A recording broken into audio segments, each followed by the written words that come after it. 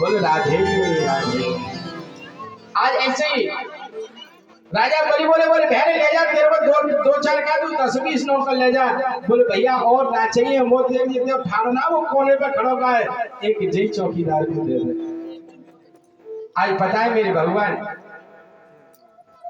राजा बलि ने लक्ष्मी जी को, वो लक्ष्मी भगवान राजा बलि बोले जब मेरे बहन ने भगवान को खाली हाथ नहीं लौटाया है अपने दरवाजे से, तो तू तो मेरी बहन बनी है, तुझे मैं कैसे लौटाऊंगा खाली हाथ। बोले तेरे मन में इस पहरेदार की वजह से देता तो नहीं मैं, लेकिन तू मांग रही है तो ले जा। आए सज्जनों, मेरी लक्ष्मी जी मेरे भगवान को लेके आई है वैकुंठ में। आज राजा बलि को मेरे भगवान आशीर्वाद दे के आए हैं। बोले राजा बलि तेरे को हमेशा मेरा दर्शन नित्य तेरे को अपने दरवाजे में प्राप्त होगा। बोले श्री भक्त वैश्य भगवान की जय। भगवान राम ने जिस वंश में जन्म लिया है सज्जनों से हम सूर्य वंश कहते हैं। आइए भगवान श्री राम का सूर्य वंश में प्रवेश करने से पहले भगवान का 2 मिनट भगवान का एक बहुत सुंदर सा भजन कीर्तन करते हैं, उसके बाद सूर्य वंश में प्रवेश करते हैं। बड़े भाव से बड़े प्रयास से सुनती आवे अखियों में कहानी राम कहानी सुनो रे राम कहानी राम कहानी। बड़े प्रेम से बोलिए श्री राम जय जय राम, श्री राम जय जय राम, श्री राम जय जय राम, श्री राम जय जय राम, श्री राम जय जय राम, श्री राम जय जय राम, श्री राम जय जय राम, श्री राम जय जय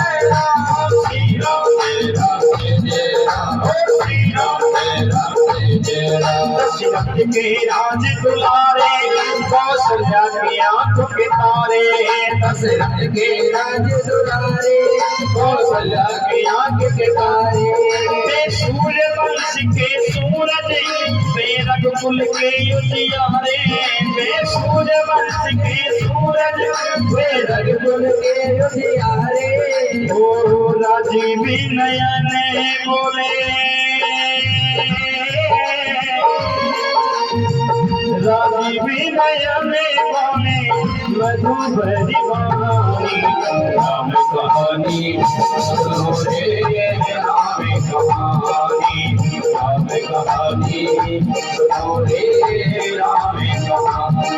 बोल श्री राम जय राम, श्री राम जय जय राम, श्री राम जय जय राम, श्री राम जय जय राम,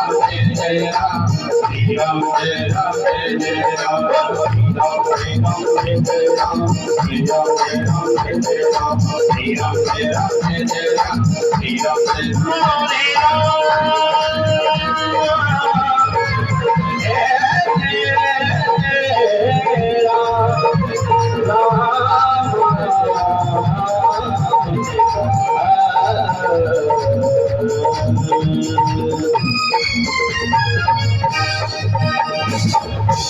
रामचंद्र भगवान की जय।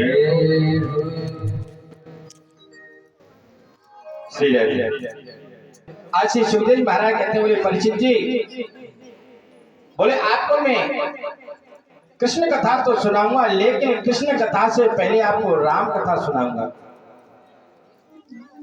क्योंकि जब तक आप राम कथा का रसपान नहीं करोगे तब तक आपकी कृष्ण कथा समझ में नहीं आएगी। कि राम कृष्ण दो एक हैं,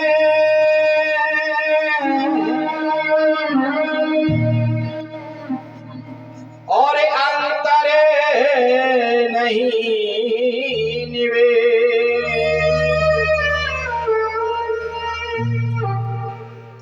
इनके नयन गंभीर हैं, उनके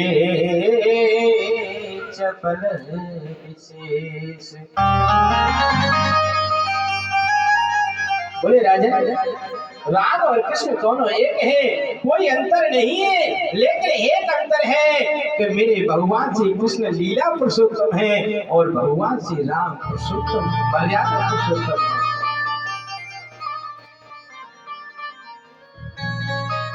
क्योंकि मेरे भगवान राम का तो इतना चरित्र इतना सुंदर है तो उनका एक एक शब्द हमारे जीवन को धन्य बनाता है।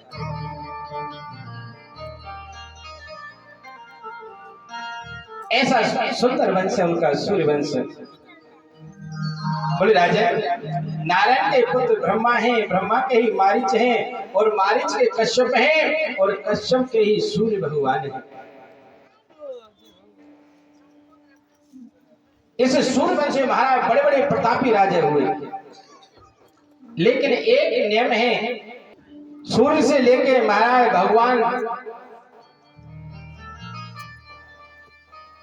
भगवान श्री राघवेंद्र के पिता दशरथ तक का कि किसी के यहाँ बिना यज्ञ के किसी के यहाँ संतान नहीं हुई। और चंद्र वंश का नियम है, चंद्र से लेकर महाराज द्वारकाधीश तक कि किसी का विवाह बिना लड़ाई के नहीं हुआ। बोलो राधे राधे। इसी सूर्यवंश में एक राजा है महाराज, बड़े प्रतापी हैं, अम्बरीश महाभागा। महाराज कौन नहीं जानता है,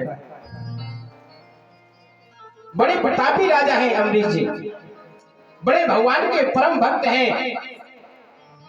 और उनका नेम है कि एकादशी का नित्य व्रत करते हैं। साल में जितनी एकादशी आती है उसका व्रत अवश्य करते हैं। और ऐसे व्रत नहीं करते कि महाराज फूस के खाएं, निर्जला करते हैं, जल भी पान नहीं करते हैं। आज ऐसे ही महाराज अम्बरीश ने भी एकादशी का व्रत किया। वैसे एकादशी का व्रत तो हर इंसान को करना चाहिए, क्योंकि ये एकादशी मोक्षदायिनी होती है। आज ऐसे अम्बरीश महाराज ने एकादशी का व्रत कर रखा था। आज पता है सुबह दूसरे दिन, क्योंकि एकादशी का व्रत का महत्व होता है कि द्वादशी में ही उसका पारायण होना चाहिए, व्रत खुलना चाहिए। और अगर द्वादशी में व्रत नहीं खोलते हैं, त्रयोदशी लग जाती है, तो फिर उस व्रत के फल का कोई प्रभाव नहीं रहता है। और कई बार क्या होता है कि हमारा एकादशी होती है और दूसरे दिन थोड़ी बहुत देर की द्वादशी होती है और हमारा तुरंत ही त्रयोदशी लग जाती है।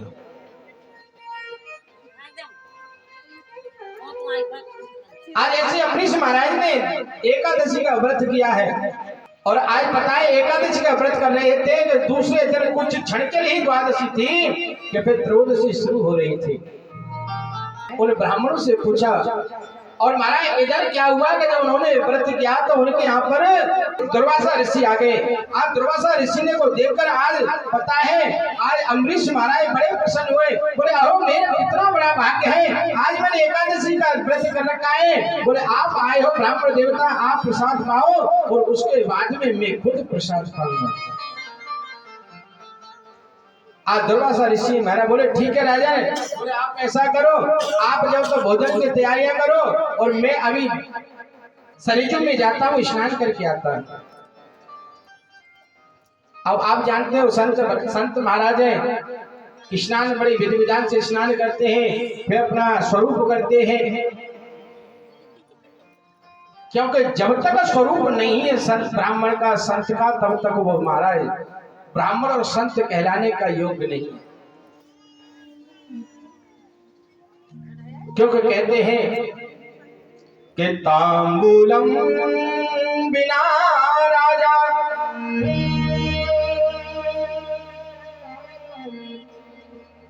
तांबूलम बिना राजा, तिलकम बिना पंडित। महाराज अगर कोई राजा है, अगर वो तांबूल नहीं खाता है तो उसका मुख देखने का हमारा धर्म नहीं। तिलकम बिना पंडित, अगर कोई ब्राह्मण है, अगर उसका सूना माता है और अगर आप किसी शुभ काम के लिए जा रहे हो, अगर वो सोने माथे का ब्राह्मण सामने पड़ जाए तो आप समझना कि आपका वो कार्य सिद्ध नहीं होगा। इसलिए कहते हैं काला, पीला, लाल, गुलाबी कैसा भी हो, लेकिन ब्राह्मण के माथे पे, संत के माथे पे तिलक होना चाहिए। कि तांबूलम बिना राजा, तिलकम बिना पंडित, और सिंदूर के बिना नारी, चांडाल ते मुख दृष्टा। बोले अगर ये बिना, अगर संत ब्राह्मण है, अगर ब्राह्मण है, संत है, चंदन नहीं लगाया है, कोई सौभाग्यवती नारी है, उसने माथे में बिंदी नहीं लगाई है, मांग नहीं भरी है, तो महाराज अगर सामने से वो दर्शन हो जाए, कहीं जा रहे हो तो हमारा वो चांडाल के समान उसका दर्शन होता है। लेकिन ये आजकल की फैशन है महाराज। कई मैंने सौभाग्यवती नारियों को देखा है कि जो उनके भगवान ने जो सौभाग्य के चिन्ह दिए हैं, मांग में सिंदूर है, माथे पे बिंदी है, पैरों में बिछुआ है, पायल है, ऐसे श्रृंगार हैं जो शुभ चिंतक होते हैं, महाराज उन नारियों को वजन लगता है, वो ऐसा नहीं करते।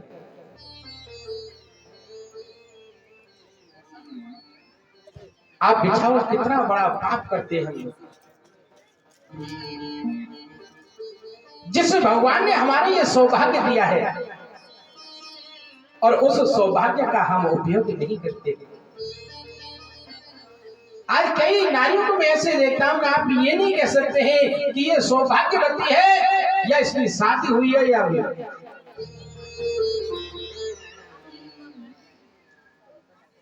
बड़ा दुख होता है हमको। कई ब्राह्मण महाराज,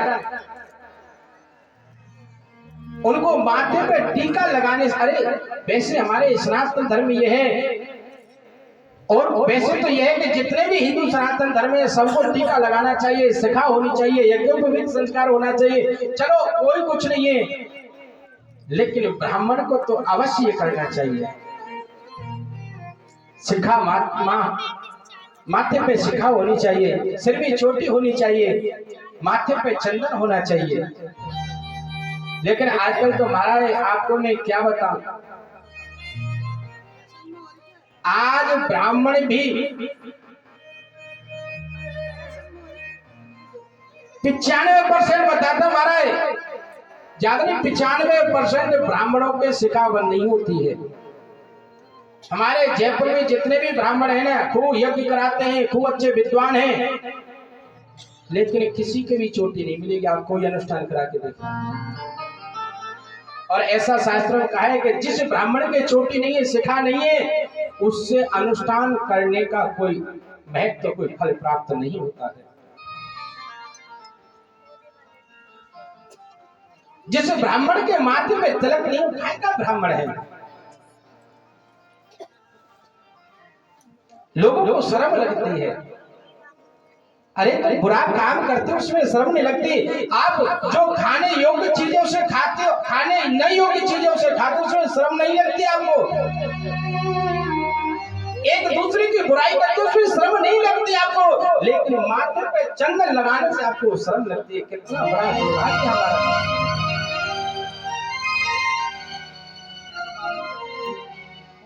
अपराध ब्राह्मण का कर्म है, पहले स्नान करो, और स्नान करने के पहले, क्योंकि ये से कहते हैं शास्त्रों में ऐसा विधान है कि बिना माथा छूने के तो भगवान का पूजन भी नहीं करना चाहिए।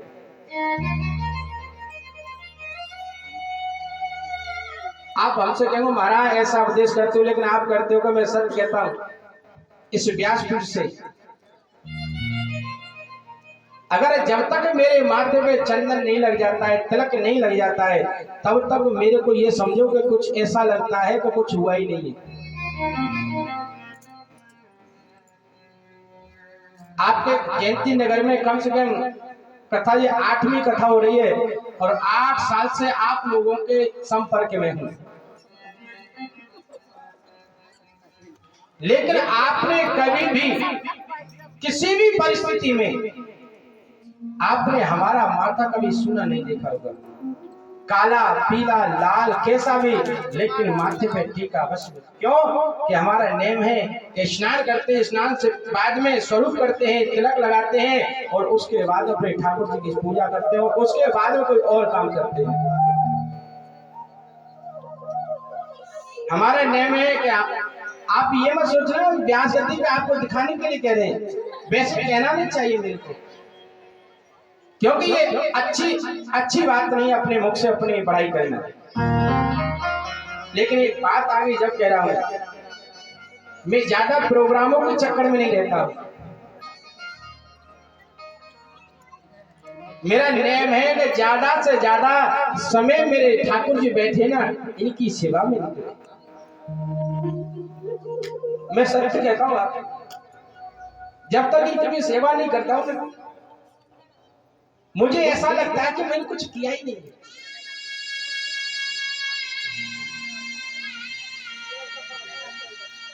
जब तक मैं इनकी सेवा नहीं कर लेता हूं ना,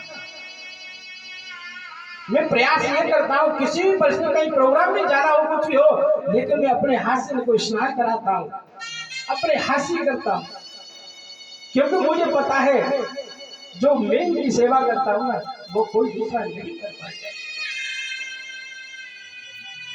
और जब सेवा हो जाती है, छोटा मोटा कोई इनका नाम होता वो लेके उसके बाद कोई खर्च करता है। भोजन माता जी जो इनके लगता है, हमारे घर में वही प्रसादी बनती है जो भगवान के अर्पण की जा सकती है। नित्य सुबह शाम जो भी भोग लगेगा वही बनेगा ठाकुर जी के यहाँ पे हमारी रसोई में, जो हमारे भगवान को भोग लगे, अन्यथा कोई चीज हमारी रसोई प्रवेश नहीं करते हैं।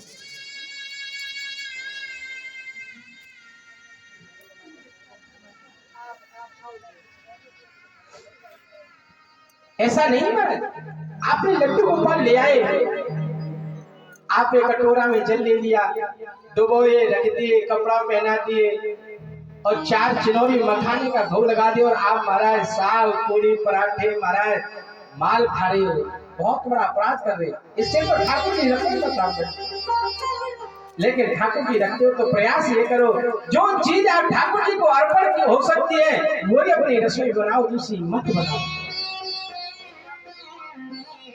नेम यह है कि अगर घर में कोई वस्तु आई है, कोई फल आए हैं, कोई खाने की वस्तु आई है, सबसे पहले भगवान को भोग लगाओ। पता है हमारे गुरुजी थे ना, हमारे गुरुजी का ये नेम था, कुछ भी चीज लेके आए, वस्त्र लेके आए, कुछ भी लाए, लेकिन पहले अपने ठाकुर जी को अर्पण होती थी, उसके बाद कूलर पंखा भी आए ना तो सबसे पहले ठाकुर जी को, उसके बाद अपने पहले ठाकुर जी को, क्योंकि हम भैया ठाकुर जी का दिया तो खा रहे, हमारे है क्या। आज मैं ब्राह्मणों को देखता हूँ महाराज, बुराई नहीं करनी चाहिए क्योंकि मैं इतना समर्थवान नहीं हूँ, लेकिन एक बात कह रहा हूँ महाराज, ब्राह्मण है मैं देखता हूँ अपने लिए महाराज एक हनुमान चालीसा का पाठ नहीं करते हैं, 2-4 महाराज रुद्री के मंत्र क्या याद कर ले, वो अपने आप को बहुत बड़ा विद्वान समझते हैं। कर्म नाम के पास चीज नहीं है, माथे में टीका नहीं लगाते हैं, शिखा बंधन नहीं रखते, क्या धर्म है ब्राह्मण का। अरे तुम तो भैया ब्राह्मण नहीं, तुम तो चांडाल हो, क्योंकि कहते हैं कि पंडित वेद जतेवड़ा हलकारो और कव्य, ये बताए उपदेश तो ये सबको देते हैं, पंडित वेद चंदेवरा हलकारो, ये महाराज चिट्ठी वगैरह बांटते, हलकारो और कव्य कवि कविता बना के एक दूसरे को उपदेश देते हैं, लेकिन ये खुद अमल नहीं करते। इसलिए कहा है कि पंडित वेद चंदेवरा हलकारो और कव्य,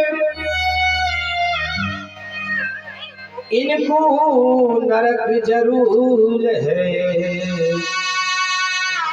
पता है ये नरक में जाते हैं, कोई स्वर्ग में नहीं जाता है।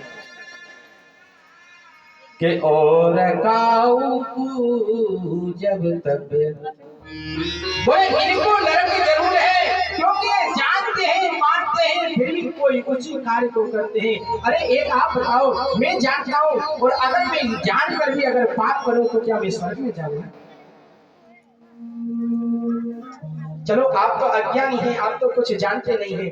अगर आपसे कोई अज्ञानता में कोई पाप हो गया तो भगवान उसे माफ कर देते हैं, लेकिन जो जानकार है और फिर भी अगर गलत कार्य करता है तो उसे कोई माफ थोड़ी किया जाता है। आज मैं तो इसलिए कहता हूँ भैया, हमारा सनातन धर्म बहुत पीछे हो रहा है। अरे इस सनातन धर्म को आगे बढ़ाओ, अपना जो धर्म है उस धर्म के प्रति निष्ठा रखो, शिखा बंधन रखो, माथे पे तिलक रखो, जनेऊ संस्कार करो, पवित्रता से रहो, भगवान आपकी अवश्य रक्षा करेगा, हर प्रकार से बचा। अरे तुम्हारे को क्या चिंता है? उस महाराज उसके पास में 1000 नेत्र हैं, 1000 हाथ हैं, उसको पता है कि आपके लिए क्या वस्तु की जरूरत है और किसकी नहीं। मैं सत्यता में ठाकुर जी से कहता हूँ, तू जाने तेरा काम जाने, मुझे कुछ नहीं आता। मैं तो गंवार हूँ, ब्रजवासी हूँ, मैं कोई पढ़ा लिखा ज्यादा नहीं हूँ, तेरी कृपा है और इतनी दूर से यहाँ पढ़ा हूँ, तेरी है। तू चाहे मेरे को भूखा रख, चाहे मेरे को प्यासा रख, तेरी जिम्मेदारी है। और मैं सत्य कहता हूँ ठाकुर की कृपा से, मैं जिस समय जयपुर में आया था, मैं सत्य बता रहा हूँ, मेरे पास में किराए के लिए पैसे नहीं थे। मैं अपने गुरु जी से 500 रुपये उधार लेके आया, मेरे पास किराए के लिए पैसे नहीं थे, लेकिन मेरा नियम था कि मैं अपने ठाकुर जी की सेवा को कभी छोड़ूंगा। आज इस ठाकुर जी के पास से मेरे पे सब कुछ है, मान सम्मान है, धन संपत्ति है, सब कुछ है मेरे पास, काय की कमी नहीं है। कमी तो इस एक की है कि मन की कमी है।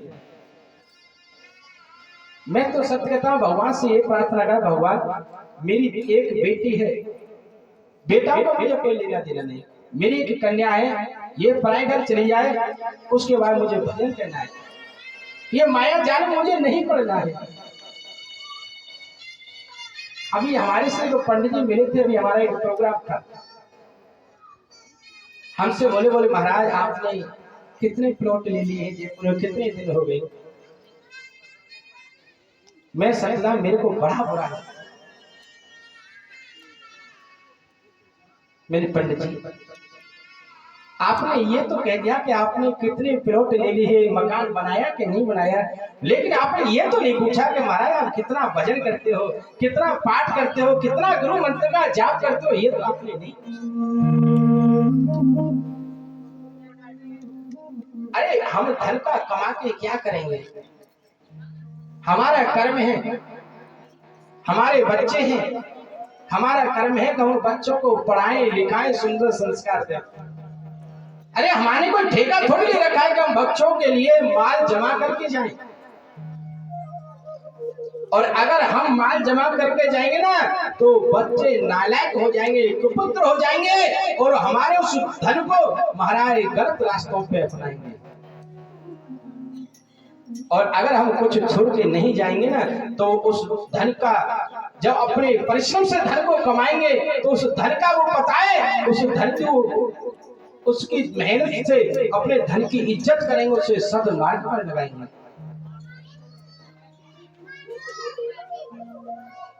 बोले भैया मैंने उनको बहुत कुछ कहा, मेरे महाराज आपने बहुत मेरे से गलत प्रश्न किया है। बोले आप कैसी बात कर रहे हो? मेरे को वैसे भगवान ने, मेरे को ठाकुर ने सब कुछ दिया है, किसी बात की कमी नहीं है। मेरे को वो भी मेरे को याद है, मैं भूलता कुछ नहीं है। मैं सच कहता हूँ इस व्यास गति से, कोई समय एक ऐसा था कि मेरे पास में 1 रुपया नहीं था। मेरे भाई, मेरी बहन, मेरे नाते रिश्तेदार मेरे से कोई बात करना पसंद नहीं करता था।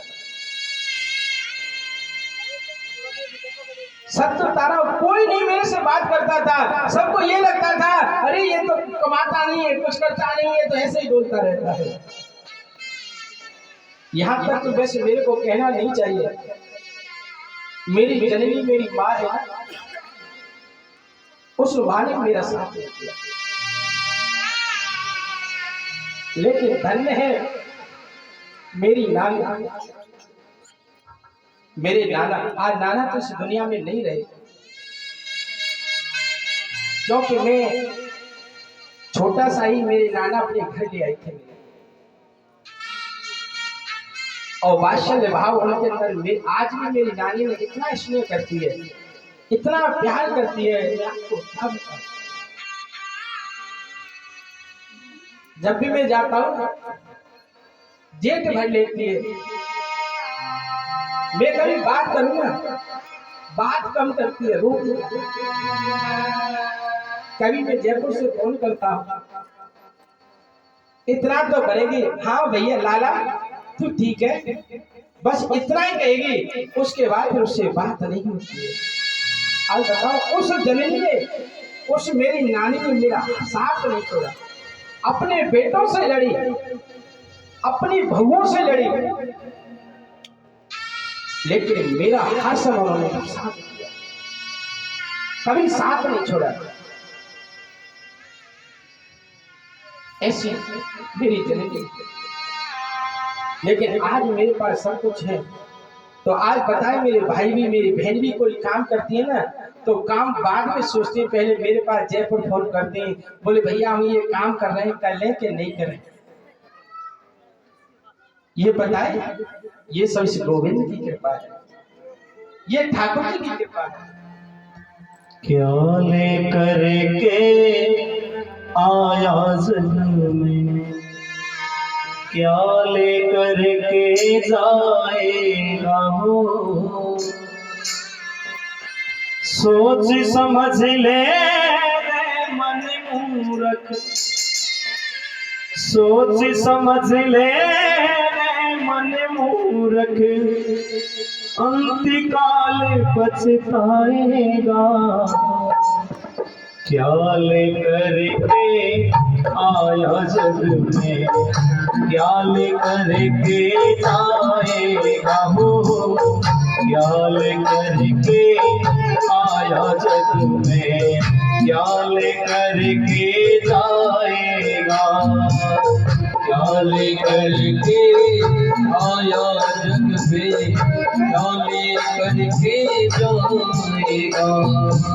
सोच समझ ले मन मूर्ख, सोच समझ ले मन मूर्ख, अंतकाल पछताएगा।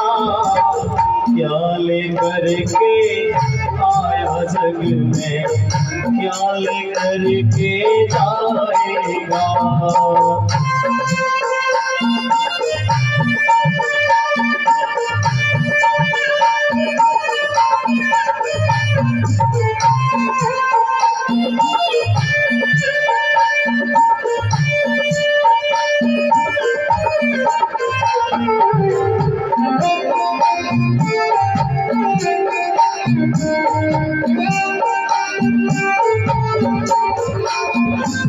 भाई बंधु मित्र तुम्हारे मरघट तक ले जाएंगे, भाई बंधु मित्र तुम्हारे मरघट तक ले जाएंगे। स्वार्थ के लोग आंसू देकर लौट के घर को आएंगे, स्वार्थ के लोग आंसू देकर लौट को घर सब आएंगे। कोई न तेरे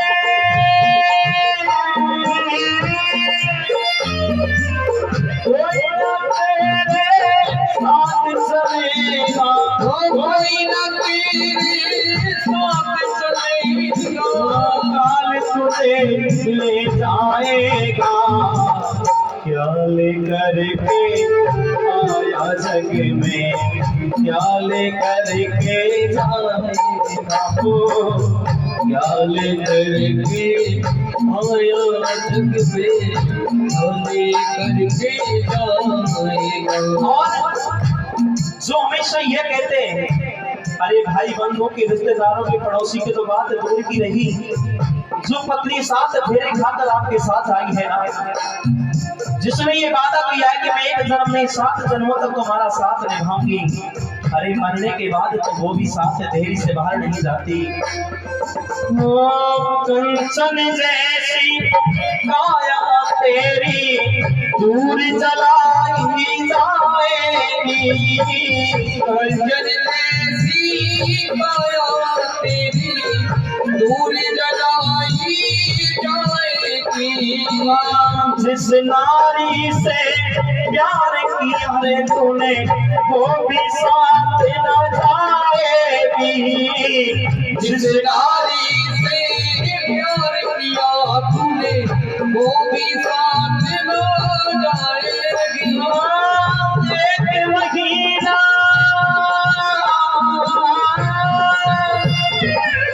एक महीना याद करेगी, एक महीना याद करेगी, एक महीना याद करेगी, फिर तू याद न आएगा।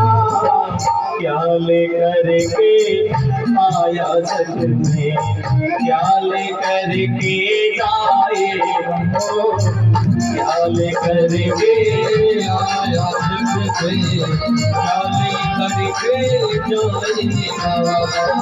सोच समझ ले तेरे मजबूर है, सोच समझ ले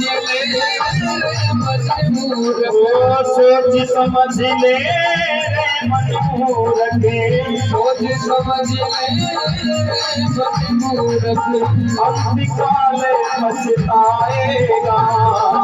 क्या लेकर के आया जग में, क्या लेकर के जाएगा वो, क्या लेकर के आया जग में, क्या लेकर के जाएगा, क्या लेकर के जाएगा, क्या लेकर के जाएगा।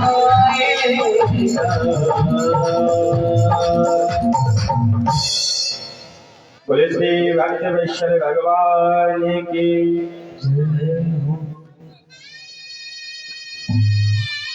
तो ये पता है, ये आज जो कुछ भी है ना, सब ठाकुर जी की कृपा है।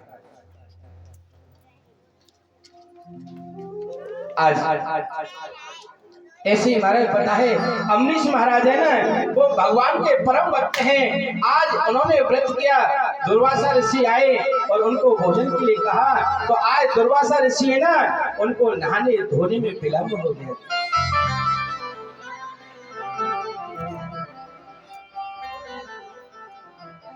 और अमरीश महाराज ने अपने ब्राह्मणों से पूछा, बोले भैया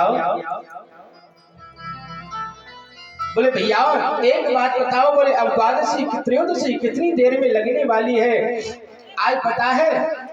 आज ब्राह्मणों ने कहा, बोले महाराज कुछ ही पल की द्वादशी है, उसके बाद त्रयोदशी लग जाएगी, आप ऐसा करो तो अपना प्रायण कर लो।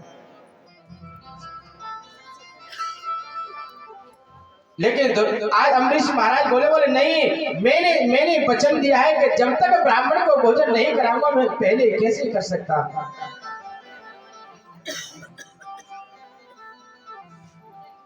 आज ब्राह्मणों ने कहा, बोले वो तो बात ठीक है महाराज, लेकिन मैं आप ऐसा करो कि आप चरणामृत ले लो, चरणामृत लेने से आपका परायण भी हो जाएगा और उसके बाद आप संत महाराज को प्रसाद पवा देना, उसके बाद स्वयं पा लेना। बोले आप ऐसा करो, भगवान का चरणामृत ले लो, क्योंकि इस चरणामृत का भी एक विधान है सज्जनों। चरणामृत का मंत्र भी है, लेकिन आजकल महाराज कितने मंदिरों में जाओ, चलो आप तो भक्त हैं, आपको तो ध्यान नहीं है कि क्या विधान है, क्या मंत्र है, लेकिन जो मंदिर में ब्राह्मण बैठे हैं ना, जो सुबह शाम भगवान की सेवा करते हैं, उन ब्राह्मणों को भी, उन पंडितों को ये पता नहीं कि चरणामृत कैसे देना चाहिए। क्योंकि चरणामृत लेते हैं ना, तो देखो चरणामृत का ये असर होता है, ऐसी अंजलि करते हैं। और उसके बाद में सिर्फ चरणामृत वो होता है, सिर्फ 3 बूंद होना चाहिए। क्योंकि चरणामृत का वही फलदायी होता है कि चरणामृत केवल होठ से लेके जीभ तक ही रह जाए। और अगर चरणामृत जीभ से मारा कंठ तक पहुंच गया और कंठ से नीचे निकल गया ना, तो फिर वो चरणामृत नहीं रहता, वो फिर विषपान हो जाता है। इसलिए अब महाराज कई मंदिरों तो मैं देखता हूँ कि इतनी बड़ी बड़ी आचमनी कर रखी महाराज कि वो चरणामृत महाराज 3, वो तो उनको तो एक है लकीर के फकीर है, बोले 3 चम्मच दे दिए, लेकिन 3 चम्मच का विधान नहीं है, सिर्फ 3 बूंद का विधान है। और क्योंकि आप जानते हो इस हथेली पे ऐसे 3 बूंद ही आएगी, ज्यादा नहीं, क्योंकि ज्यादा आप लोगे तो हाथ से नीचे गिर जाएगी। और अगर आप जानते हो कि अगर चरणामृत की 1 बूंद भी अगर नीचे गिरती है, तो बताए उस 1 बूंद से 7 गौ मरने का पाप लगता है। आप विचार करो, 1 बूंद से 7 गौ मरने का पाप लगता है। कई लोगों को देखता हूं महाराज नीचे से ऊपर तक धार लग जाती है, कितना पाप लगता होगा।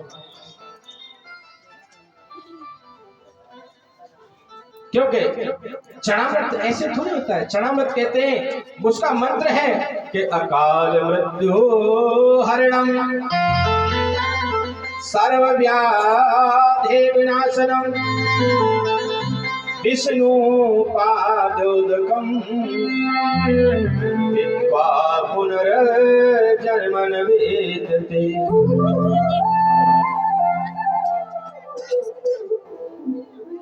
बोले अकाल मृत्यु हरण, अकाल मृत्यु का ये हरण करता है।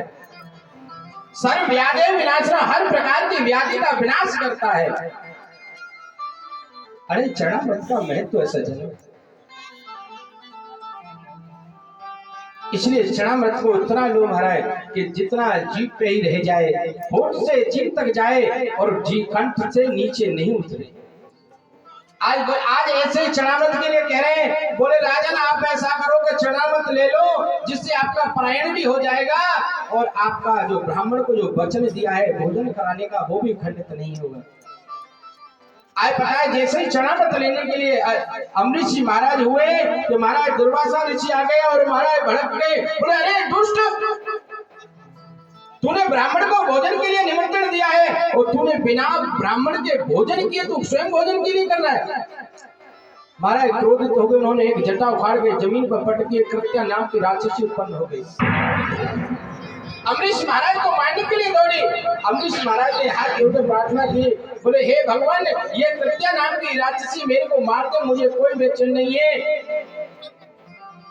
लेकिन अगर मैंने सच्चे मन से भगवान की भक्ति की है तो मेरी रक्षा करेंगे। आज पता है भगवान का सुदर्शन चक्र आ गया और उस कृत्या नाम की राक्षसी का वही उद्धार कर दिया और महाराज वो दुर्वासा ऋषि के पीछे पड़ गए। अब दुर्वासा ऋषि महाराज भागते भागते देवताओं के पास में, इंद्र के पास में गए, ब्रह्मा जी के पास से, सबने मना कर दिया, बोले भैया हम भगवान के भक्त के अपराधी की रक्षा नहीं कर सकते।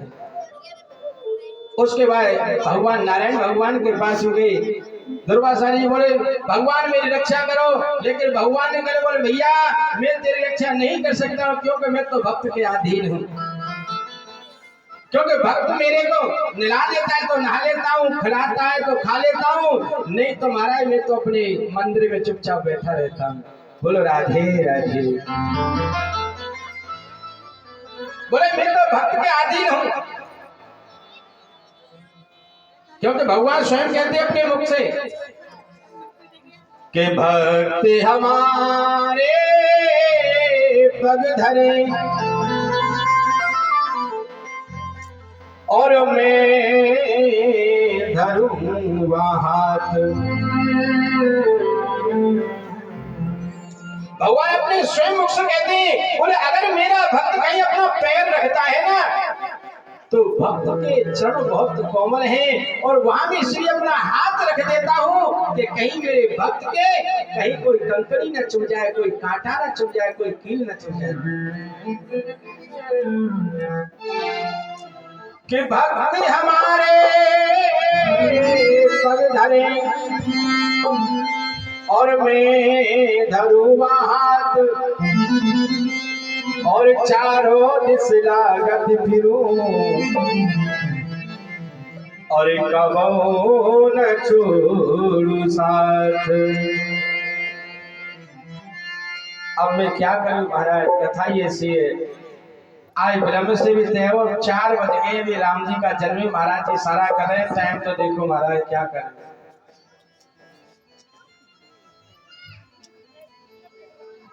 आज मेरे भगवान बोले, भगवान कहते हैं कि बोले मैं तो भक्त का इतना आदीन हूं कि मैं उसके बिना कुछ नहीं कर पाता हूं। आज पता है ना, बोले जाओ दुर्वासा, आप अम्बरीश के पास में जाओ और अम्बरीश ही तुम्हारी रक्षा कर सकते हैं। आज सज्जनों दौड़ते दौड़ते अम्बरीश के पास में आए। आज अम्बरीश ने दुर्वासा ऋषि अम्बरीश के चरणों में प्रणाम करना चाहे। बोले महाराज आप कैसी बात करते हो, अरे हम क्षत्रिय हैं, आप ब्राह्मणों के आशीर्वाद से इतने बड़े हुए हैं। बोले प्रभु आप कृपा करो। आज महाराज, आज अम्बरीश महाराज ने हाथ जोड़ के निवेदन किया, बोले अगर मेरे संत ब्राह्मण और भगवान में अगर कोई अंतर नहीं समझा हो तो ये सुदर्शन चक्र शांत अपने धाम को चले जाए। आज सुदर्शन चक्र अपने धाम को चले गए और उसके बाद अम्बरीश महाराज ने दुर्वासा ऋषि को भोजन कराया है और खुद भोजन किया है। बोले श्री भक्त वैष्णव भगवान की।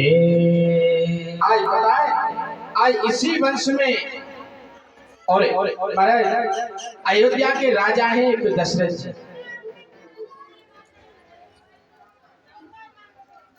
3 रानी हैं, लेकिन किसी के यहाँ भी कोई लाला लाली नहीं हुई है।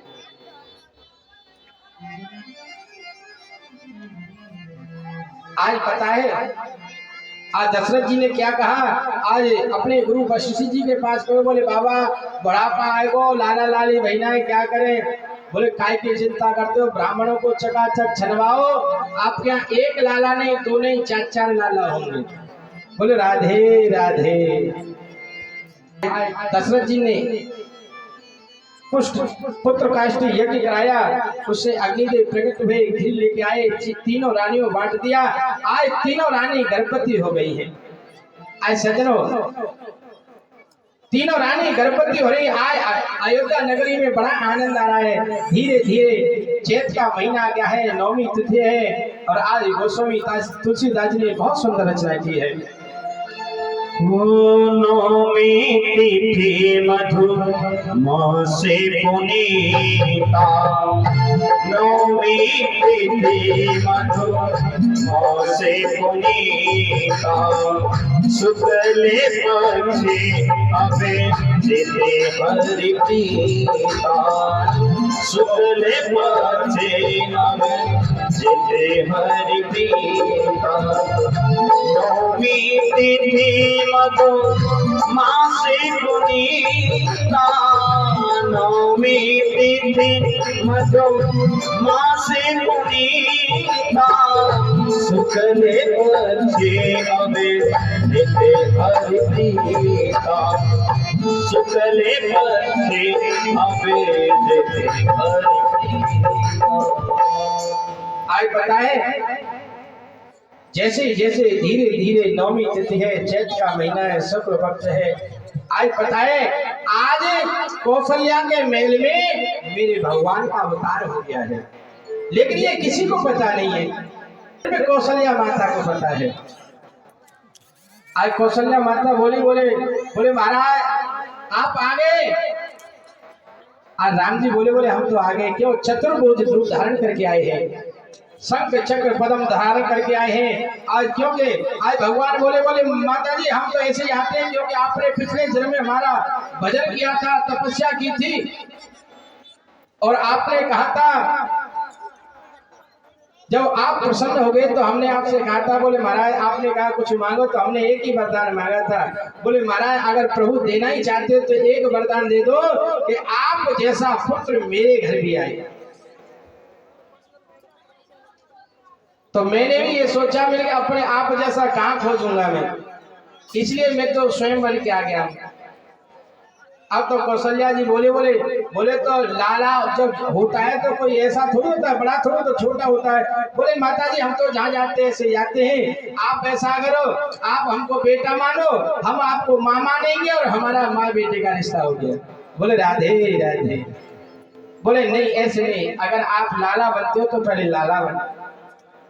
आज धीरे धीरे मेरे भगवान छोटे हो गए हैं, 4 राजकुमारों का जन्म हो गया दशरथ जी के यहाँ, लेकिन किसी को पता नहीं। आज देवता लोग उनकी आरती कर रहे हैं।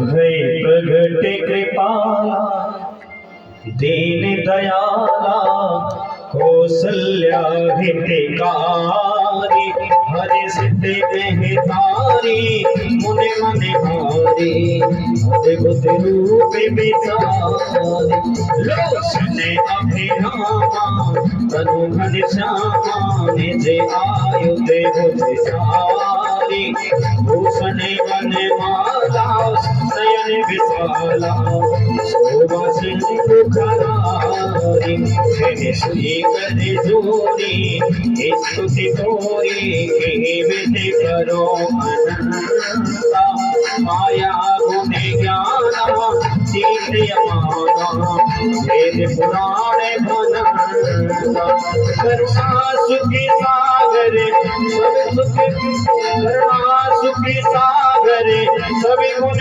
आगर जय गावे श्रुति जनता शोभ में हित लागे जन अनुरागे प्रगल्भ सुखी गंता ब्रह्मांड ने गाया निर्मित माया रोमिनो में प्रति वेद कहे हमें और सोवासी ये प्रभासी सुनते धीरे मति फिर न रहे जब ज्ञाना प्रभु मुस्काना करते बहुत देखे नहीं चाहे कहीं कथा सुहाई बात बुझाई जे प्रकार सुख प्रेम लगे आपको ने बोली सोमति तोली गजउताते ये रूपा देश सुनीला अति प्रिय शीला ये सुख परम अनूपा सुनी वचन सुजाना रोदन खाना कोई बाल के सुरे भूपा ये सरित जगावे हरि पद पावे देना परे भवे कूपा प्रेम सुसंत दीन मन जीवता जग निर्मित तमो माया गुण गोपाल सिया राम जय जय राम।